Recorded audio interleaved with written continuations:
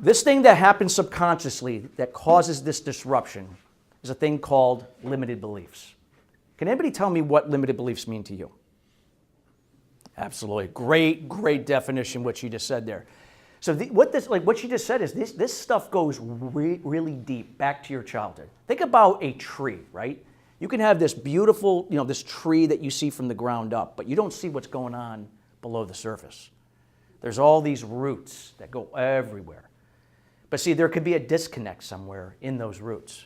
There could be something where they're not getting enough nourishment, right? So there might be some brown that are on that tree, or maybe part of that tree might be decaying, whatever the case may be. I'm using that as an analogy for what goes on with us in our business and our personal lives, that things that are below the surface that have been there since your childhood could be affecting your performance, your confidence level, which she does, right? Your level of confidence, your level of self-esteem, that could be sabotaging your progress in your business. Or maybe you're playing at a level that is much smaller than you're capable of. See, a lot of times we may look at other people and say, well, they just have more talent than I do. They're more gifted than I am. They have far more skills than I do. They got lucky because they're connected with certain people. See, a lot of the people that you may say that to are people that are just like you and me. They started off somewhere. The only difference was they refused to believe that they had limited beliefs, that they could be limitless. But instead of just wearing a mask and managing the problem, they decided I'm going to get to the root cause of what's holding me back. So think about a manufacturing line, right? Remember back in the 50s after post-World War II, the Japanese perfected this. You could have a manufacturing line and it could produce widgets. And if there's bottlenecks in that process, can it still produce? Sure. It's not going to be as efficient. It's not going to produce to the level it could produce without bottlenecks. And it can still produce revenue. But it's not going to be at the high capacity that it's capable of doing. So instead of putting a Band-Aid on it, which 99% of the world does, including businesses, I'm not just saying individuals, I'm talking businesses too, large businesses, might be the case what you brought up with the family-based company, is that if we address the root cause to those bottlenecks and eliminate those bottlenecks, we can be more efficient, more productive, and yet yield more profit. Does that mean that life is going to be perfect? Or in this case, that manufacturing process is going to be perfect? No, there's always going to be problems or setbacks.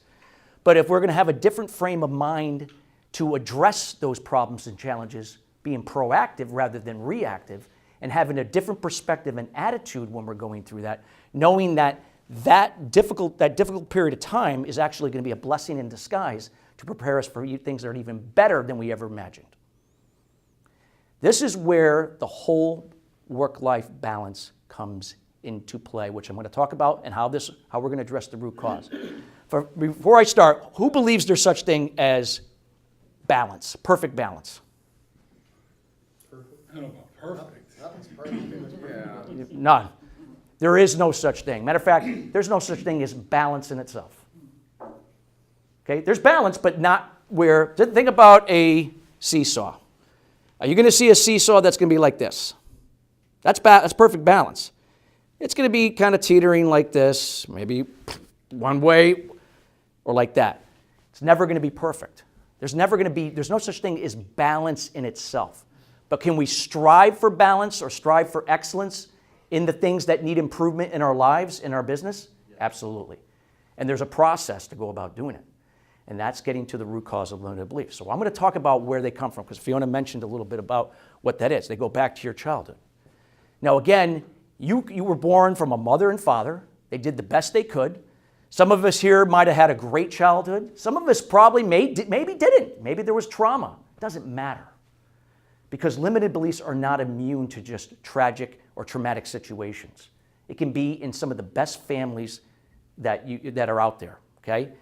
It's just something that you interpreted as a child was in a way that did not serve you, and you carry that subconsciously into your adulthood that affect your decision-making or lack of decision-making. It affects your confidence level, your level of self-esteem, and the choices that you make or not make, okay? So the reason how you would know when you have a limited belief is through a negative emotion or emotions that you experience on a daily basis. So I'll give you an example of me. When I was growing up, I was just a happy-go-lucky kid for the most part until I turned 12. And I became very angry. Don't know why. I thought it was all part of puberty. I guess I'm 13, I'm reaching puberty. I guess I got to be angry. And and the thing is, when I say I was angry, I was angry. Inappropriately with behaviors that I was involved in, got into a lot of trouble, and I didn't understand where it was coming from. I just thought, it was part of growing up. But that anger was persistent. Even though I had a smile on my face, the anger was always there. That is a signal that there were certain things that I didn't know at the time that were brewing inside of me that I took into my adulthood that affected all of my business decisions, affected my relationships, and how I took care of my well-being. All of those are necessary for work-life balance, right? If I don't have my wellness, then I'm not going to be able to really perform really well in my business. If I don't have my relationships intact, that's going to affect my business as well. See, none of that. I was completely out of alignment and didn't even realize it. And because of that anger, I didn't know where it came from.